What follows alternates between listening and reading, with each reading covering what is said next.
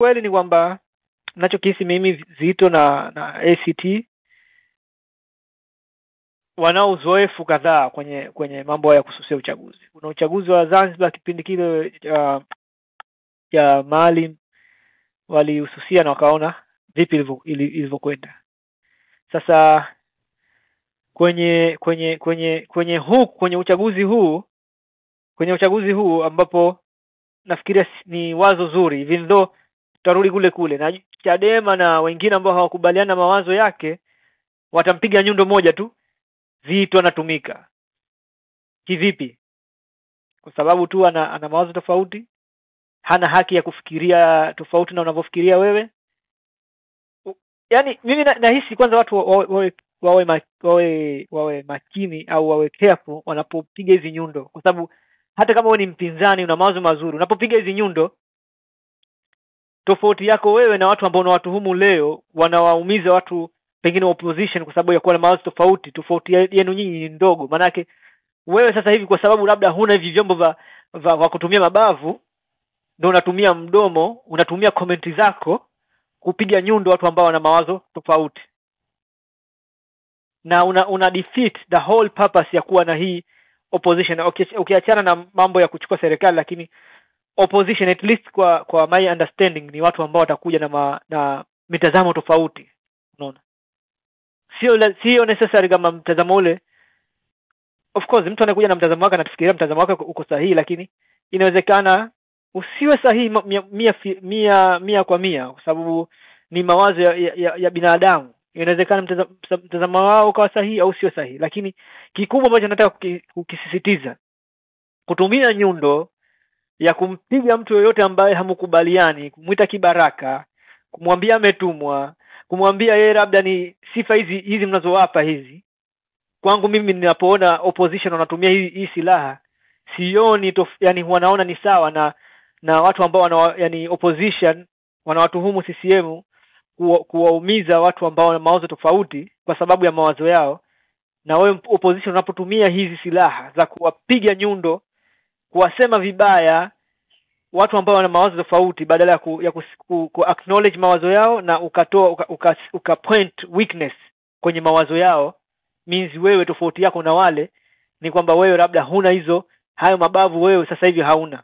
Ndio maana utaona kuna watu labda walikuwa natoa mfano wa Kenya. Kenya ni sehemu ambayo unaona vyama vya upinzani pia wamepata nafasi kushika serikali, lakini ukienda kuuliza wa Kenya utakwambia mambo ni yale yale. Polisi kuumiza watu inaendelea. Labda kama sasa hivi wanasema watu wanatekwa, vitu kama hivi. Ni kwa sababu gani? Wale walikuwa opposition, walikuwa na mawazo mbadala, lakini pia hawakuwa na mentality ya kwamba accept hizi difference, kwamba mtu mwenye mawazo tofauti ni mtu pia na mawazo yake lazima yaheshimiwe, na njia pekee ni kujadiliana naye, kujaribu kumconvince au kumshawishi au badilishe mtazamo wake. Na si lazima mtu abadilishe mtazamo wake, just unaweza kumuelezea alafu ukawacha jamii kwa ujumla wa judge wa hukumu wazo lipi ni zuri zaidi. Sasa nyundo hii Chadema zaidi ni Chadema. Wanaweza kaja mpaka kwenye comment hapo kanipiga mara comment na mimi kanipiga nyundo, lakini is okay. Hii nyundo tuache. Hii nyundo Chadema muache basi. Mimi si mwanachama wa Chadema by the way. Muache. Na ACT wanayo pia. Unaweza kuwa ni mtu ambaye haufungamani na chama chochote kama mimi, nikatoa mawazo ambayo yako tofauti na ACT, lakini najua kitakachotokezea ACT watasema yule ni CCM, labda yule ni CCM anajificha, yule anachuki na kitu fulani. No, tukubali hizi difference ya mawazo. Ni sisi ni binadamu, tunafikiri tofauti, tuna mtazamo tofauti. Mawazo yako yanaweza kuwa ni bora, lakini mwingine kana mawazo mengine ambayo unahisi si bora. It's okay, unaweza kujadiliana na si lazima kukubaliana. Unaweza kukubaliana kutokubaliana. So Zito dawa, si kama kuna dawa moja kwa moja, lakini inawezekana kutokana na experience ambayo ACT ambayo ni hafu ya zamani, especially kwa Zanzibar, washaingia kwenye chaguzi nyingi, wanajua impact ya kuingia kwenye uchaguzi, kwa sababu kiukweli kama una nguvu ya kuzuia uchaguzi usitokee, pia inawezekana una nguvu ya kushinda au karibia kushinda uchaguzi. So hii ni point ambayo mimi nakubaliana nayo na nawasikia sana G55 wakisema I agree with that man.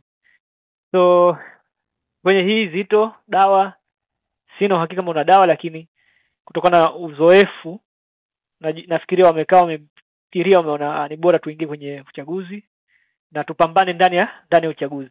Ukipambana sababu pengine washa calculate uwezo kushinda uchaguzi wa Tanzania mainland hawana, I believe washa calculate, lakini uwezo wa kupambana wakaweza kushinda majimbo kadhaa wanao. Kwa hiyo twende tukapambane. Tusipopambana, tuliona kipindi cha Magufuli serikali yote ilikuwa ya chama kimoja, bunge lote chama kimoja, na